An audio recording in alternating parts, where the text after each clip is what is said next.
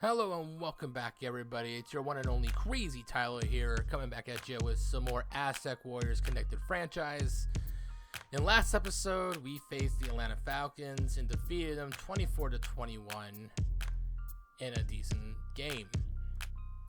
This week, you're probably wondering, Krazy, are we facing the Houston Texans? Short answer, yes, and sim. Plain, no.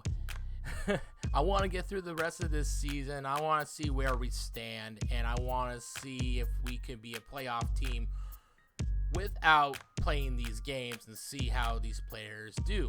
Speaking of players, Ben DiNucci has not been doing too well as of late. He has been making erratic throws. He hasn't made great decisions, and the stats will prove it to you here. You'll see on the screen here shortly. But he has been pretty rough. 2,200 yards, 17 touchdowns to 13 interceptions, 54% passing completion, and he's been sacked 18 times. And that's not the highest in the NFL, to remind everybody, because there's one specific player with 10 more sacks on the record this year so far than DiNucci. And he doesn't have that many interceptions, and you'll see it right now. Right here, Matthew Stafford has 28 sacks, but he's only threw 4 interceptions with 18 touchdowns.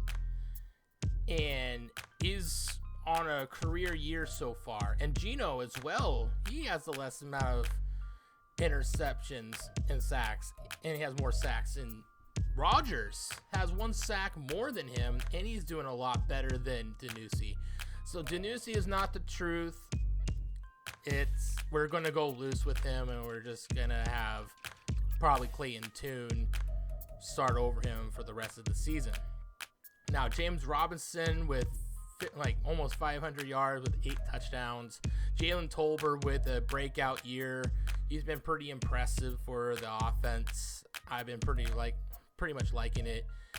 DJ Humphries, surprisingly 7 sacks so far, but the rest of the offensive line's been doing pretty well, which shows that DiNucci and probably that left tackle position is kind of a problem for this offense.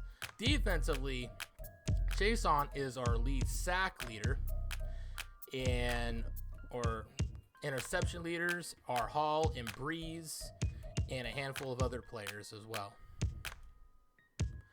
And now we're going to be doing some focused scouting here.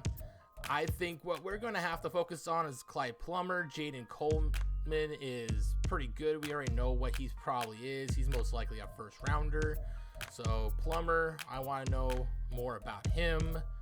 And I was looking through here, and I was thinking, you know what? Carlos Curtis, I want to see if that power moves is either a B, a C, or a D. That way we know if he's a complete defensive lineman or not for this defense. And then Larry Irvin, I want to know more about. He has more question marks than answers compared to Bowden.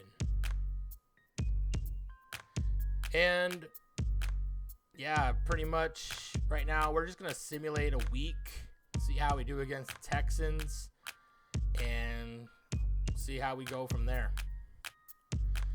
And we defeated the Houston Texans 35-31 in a surprising defeat against the Houston Texans.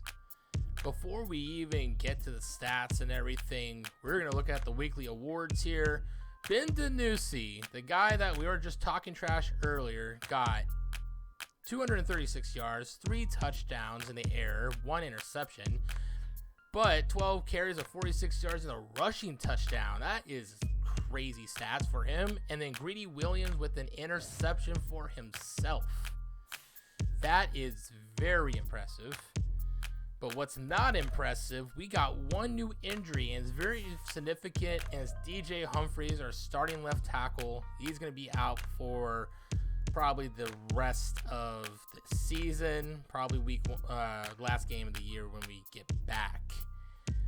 Then now we also got rivalry rematch against the Rams. Obviously Ben Jones is and the head coach Nielsen here are trying to fire up the team, trying to see if we can get this win and win the series against the LA Rams.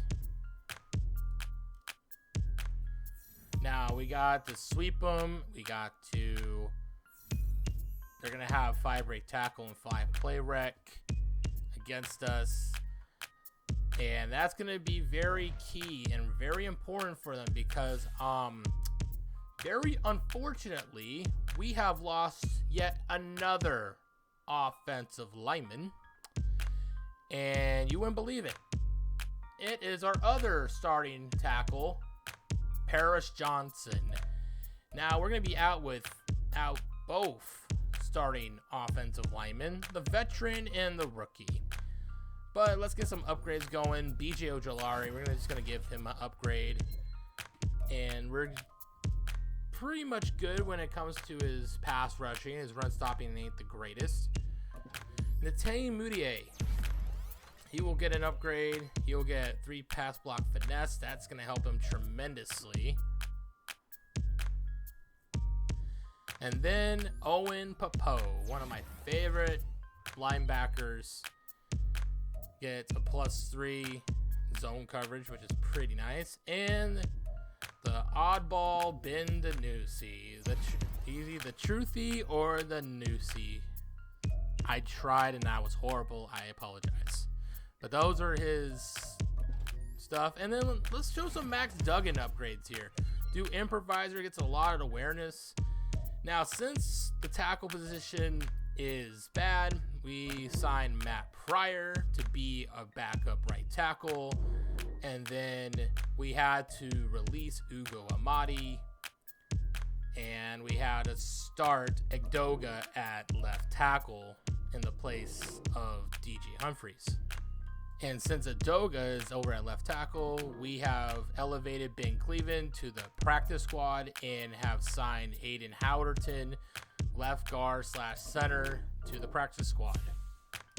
Now, I got some bad news for y'all. I forgot to hit record when we faced the LA Rams, and I forgot to play the Seahawks game and simulated that. So I want to apologize in advance. That's why this video is going to be very, very short than normal. So I want to apologize, but at least we're going to get more towards the end of the season, see the awards, and see what we got looking forward for the free agency and off-season. So here are the results for the rest of the season, with Clayton Tune being the starting quarterback with the starting offense. But first, let's check this Pro Bowl roster. And to be honest with you, there are some surprises in here, but not when it comes to our team. But there is only one surprise that we got on this team. None of it here is on offense. You know, Jake Ferguson as tight end 1 is crazy to see. Then you can start going down a little bit, and then you see no offensive linemen. Surprisingly, not our right tackle is not on the list. But you would think, oh, maybe Dante Stills. No, not Dante Stills. But Chason has got a Pro Bowl in his career. I believe that is his first ever Pro Bowl nomination and nod. So, congratulations to Chason with a great season that he put together this year. He was really great for his first full-on year as an Aztec Warrior.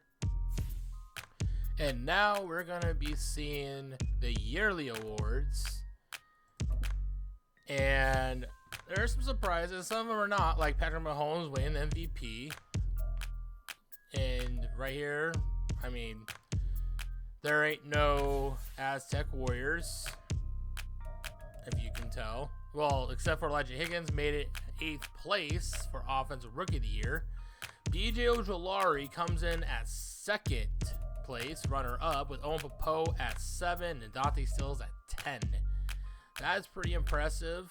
And then for Running Back of the Year, Aztec Warriors Robinson made it in the list. Will Horrendez made it at 7th.